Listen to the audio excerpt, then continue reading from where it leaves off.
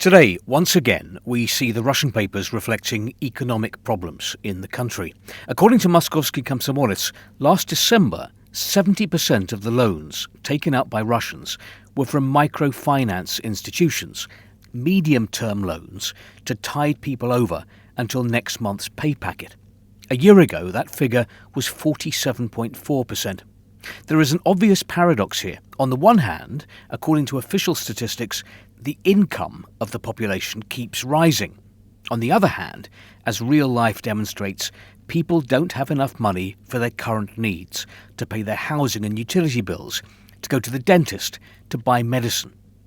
This chap with a sledgehammer says to the piggy bank, "Allow me to take a look inside your rich inner world."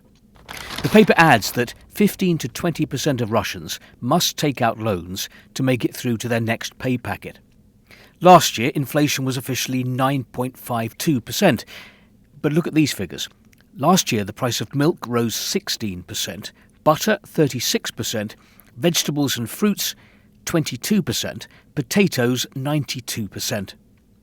Izvestia reports that in Russia, spare parts for foreign cars have gone up in price in a year by 20 to 50%.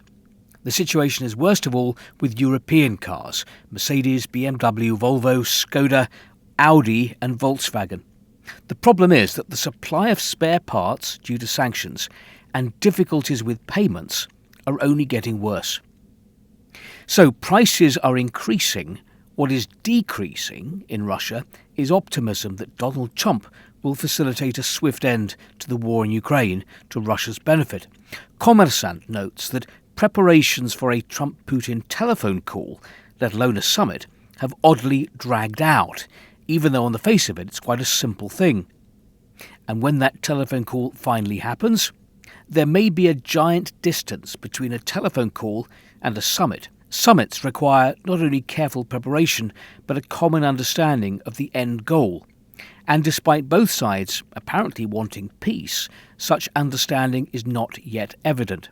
Russian-American dialogue is in such a state of neglect that a simple handshake will not halt the decline.